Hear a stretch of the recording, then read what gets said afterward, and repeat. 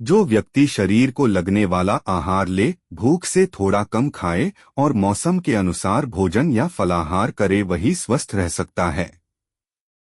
जिसकी आत्मा, मन एवं इंद्रिय स्वस्थ हों, वही वास्तव में स्वस्थ है। अश्वगंधा को आयुर्वेदिक जड़ी बूटियों का राजा माना जाता है।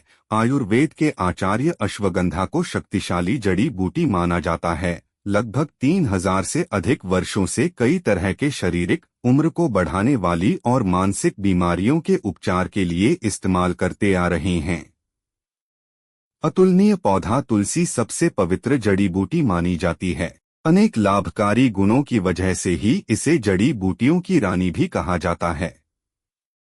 जी हां, आज के इस वीडियो में हम देखेंगे कि विश्व में सबसे पहले चिकित्सा, मेडिकल साइंस, पहली सर्जरी कहाँ और किसने की थी। आपको जानकर अभिमान होगा, गर्व होगा। ये सब हमारे भारत में सबसे पहले हुआ था, जिसमें 3 मुख्य रूप से नाम आते हैं।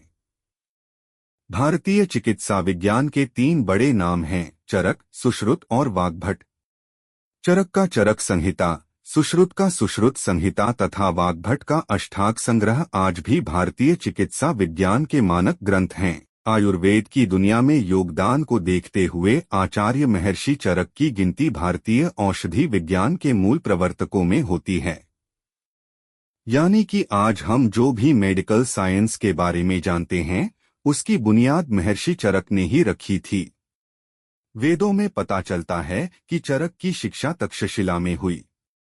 इनकी लिखी गई किताब चरक संहिता वैद्यों के अद्वितीय ग्रंथ मानी जाती है।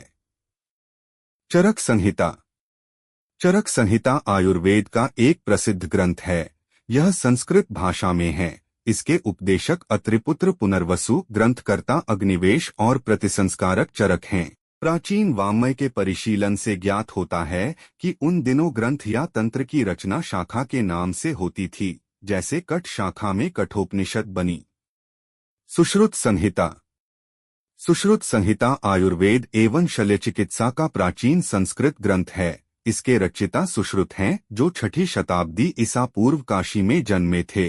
सुश्रुत संहिता आयुर्वेद के 3 मूलभूत ग्रंथों में से एक है। 8वीं शताब्दी में इस ग्रंथ का अरबी भाषा में किताब-ए सुश्रुत नाम से अनुवाद हुआ था। सुश्रुत संहिता में 184 अध्याय हैं, जिनमें 1120 रोगों, 700 औषधीय पौधों, खनिज स्रोतों पर आधारित 64 प्रक्रियाओं, जंतु स्रोतों पर आधारित 57 प्रक्रियाओं तथा 8 प्रकार की शल्य क्रियाओं का उल्लेख है। सुश्रुत प्राचीन भारत के महान चिकित्सा शास्त्री एवं शल्य चिकित्सक थे। वे आयुर्वेद के महान ग्रंथ सुश्रुत संहिता के प्रणेता हैं। इनको शल्य चिकित्सा का जनक कहा जाता है। आज से लगभग 2800 साल पहले प्लास्टिक सर्जरी की थी, इसीलिए महर्षि सुश्रुता को फादर ऑफ प्लास्टिक सर्जरी कहा जाता है। अष्टांग हृदयम आयुर्वेद का प्रसिद्ध ग्रंथ है। इसके रचयिता महर्षि वाग्भट हैं। इसका रचनाकाल 500 ईसा पूर्व से लेकर 250 ईसा पूर्व तक अनुमानित है। इस ग्रंथ में औषधि, मेडिसिन और शल्य चिकित्सा दोनों का समावेश है। यह एक संग्रह ग्रंथ है, जिसमें चरक, सुश्रुत, अष्टांग संग्रह तथा अन्य अनेक प्राचीन आयुर्वेदीय ग्रंथों से उद्धरण लिए गए हैं। वाग्भट ने अपने विवेक से अनेक प्रसंगोचित विषयों का प्रस्तुत ग्रंथ में समावेश किया है। चरक संहिता, सुश्रुत संहिता और अष्टांग हृदयम को सम्मिलित रूप से वृहत्त्रयी कहते हैं। अपनी विशेषताओं के कारण यह ग्रंथ अत्यंत लोकप्रिय हुआ।